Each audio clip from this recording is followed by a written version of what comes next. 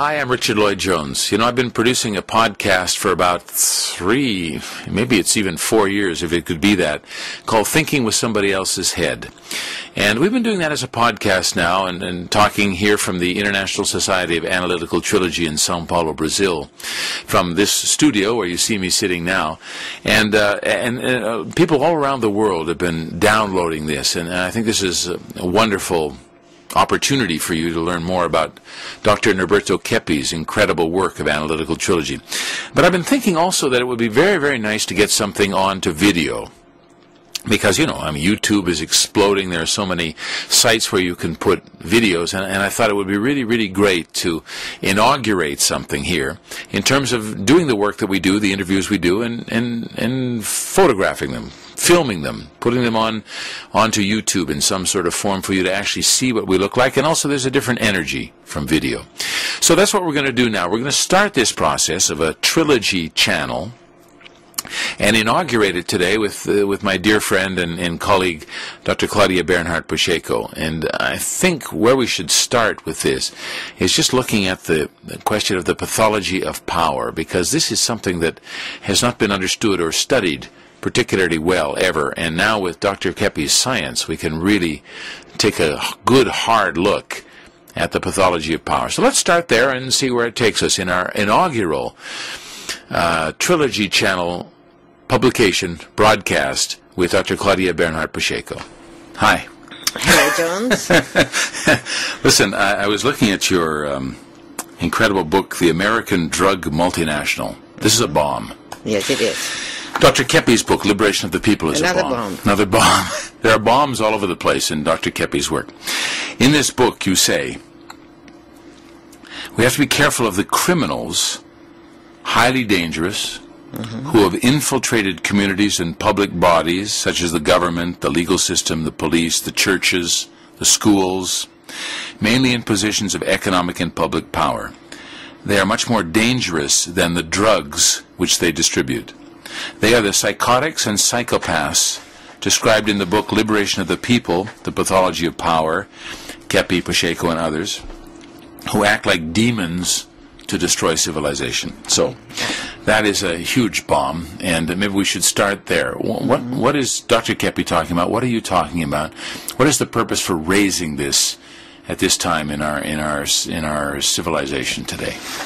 Well, we rose this subject 20 years ago or more, when we were living in the United States, and then we went to Europe. But in the United States, we understood that the drug cartel and the drug business has been kept as something underground in order to achieve the goals that those people in power want to achieve. Because if you make something legal, things will come to the surface. People have to pay taxes for what they sell, and you will know who's selling what, who's producing what, and who's consuming what. Yeah. And we would have chances to deal openly, consciously about a huge problem. But what we realized in the United States is that all those people who were consciously active with their mental brain waves working properly in the still up to the 60s. Yeah. After this wave of drugs that invaded the country, and you cannot consider a problem that has no participation from people in the police, in customs, in the charge, in the head of banks, in everywhere, because this is epidemic in the United States. They show in the film American Gangster. They show actually bringing the raw heroin in the caskets of the dead soldiers from the Vietnam War out of Thailand during the early 1970s.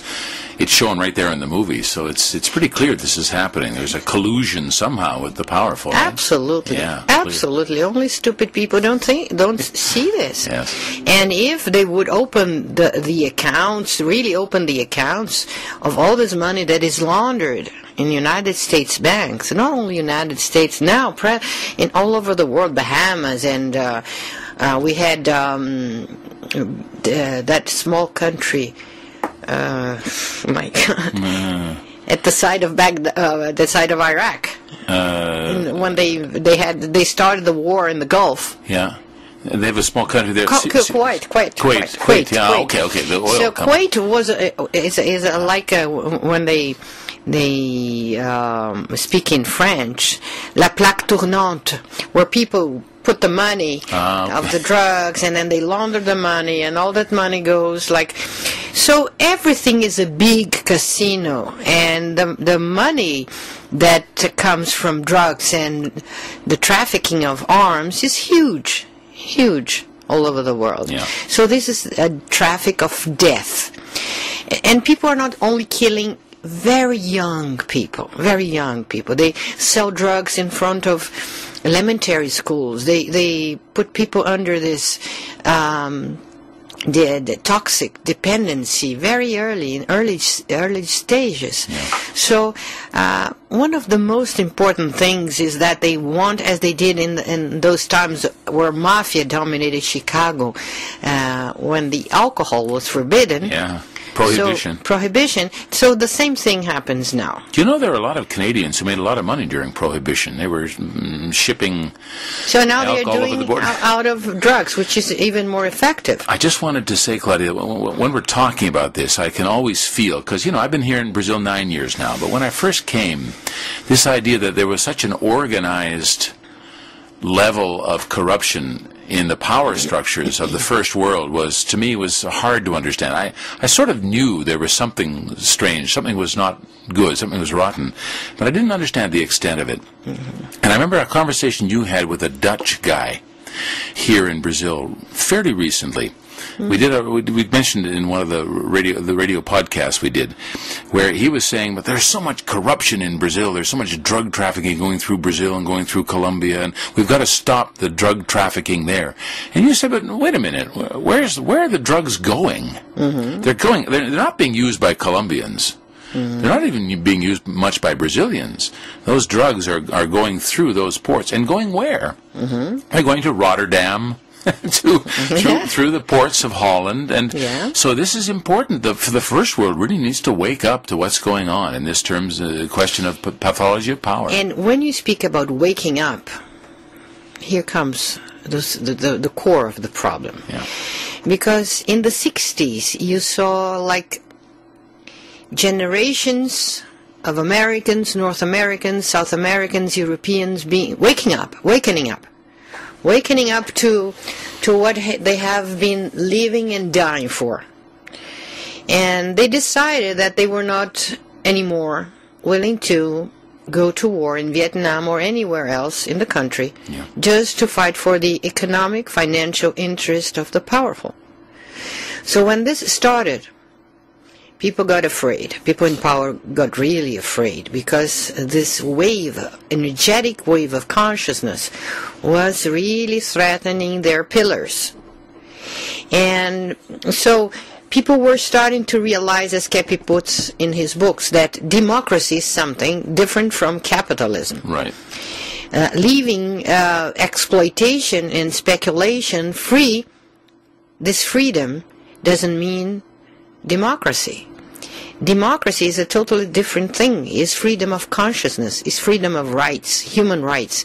Is, as Roosevelt said, and where Michael Moore put in his last film, Capitalism, a Love Story. Wonderful good documentary, and where we see Dr. Keppe's ideas well described, like put in implemented. It's incredible how he got the spirit, and so there he is showing that Roosevelt, at his time already, his wish was to put into like a new constitution, new Bill of Rights in the American Constitution, where all the basic things, human rights should be guaranteed for every citizen. This was powerful for independently from race, creed, age, whatever. And this almost happened, But he died before that. He died a year before. He proposed that and then died a year later. Yeah. And that proposal never got implemented, and it was well before Martin Luther King and the civil rights movement. It was far before they enacted civil rights legislation in the United States with Kennedy and Johnson, far before that. Wasn't Roosevelt's wife who helped to write the International Universal Bill of Human Rights in Geneva in UN? Eleanor Roosevelt. His wife, Bill, helped to write down this bill, and this is universal. This is universal, but it was never implemented anywhere in the planet. So when people started to say, "Oh, come on, we have these ideals. We had a president that brought this into light. We now are questioning about our rights, civil rights." Yeah. And human rights inside this country. Yeah. So people in power started to research how to control people without necessarily putting them inside a prison, arresting them. And this was something that they tried to do in the campus in Berkeley and New York, Columbia University, the most advanced centers of civil rights movements, California, New York, and Paris. Yeah. So they were upset because they should put in prison many intellectuals, yeah, writers, young people, artists, and the thing was growing all over in Latin America. They implemented a dictatorship, a military dictatorship at the same time. In every country. In every country. Yeah. So this was at the same period of history. They took away democracy in Iran, which had a democratic government. The CIA destabilized the democratically elected government in the 50s. Yeah. And the Shah of Iran was the result, and the Ayatollah Khomeini was the result. And now we have this mess in Iran, yeah, caused by destabilizing these governments. South America has managed to maintain, but Central America is still very destroyed by that. Yeah, it is. CIA activity there. Yes. Yeah. So at the same time, they implemented a plan to imprison human consciousness and minds. So they would do like a brainwashing to direct human beings inside their minds, the way they think, so they would be imprisoned, innerly imprisoned. So they would not have this difficulty to arrest them, to fight, because fighting physically with thousands of people would require a revolution is always very difficult to hold back. And normally results will come from those revolutions. But if you control the minds, it's so easy because people don't threaten anymore, yeah, any governments. Yeah. And they understood at those times with the Bluebird Project in the 50s. In the 50s with the CIA, working with Lilly pharmaceutical company and other pharmaceutical companies and some psychiatrists that were bought by them. And they realized that if you combine some techniques of brainwashing and influencing minds through electromagnetic devices, through subliminal propaganda and teaching, and through marketing, and those many instruments and tools they developed to subliminally influence minds, combined with drugs.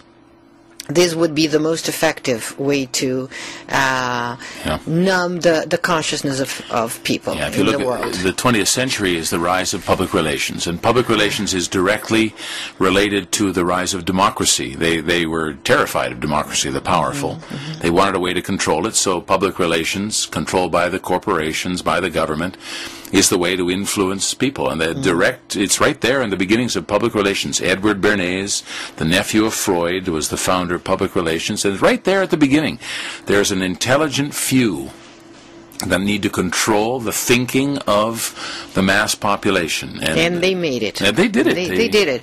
So now we don't even... Well, we don't know how to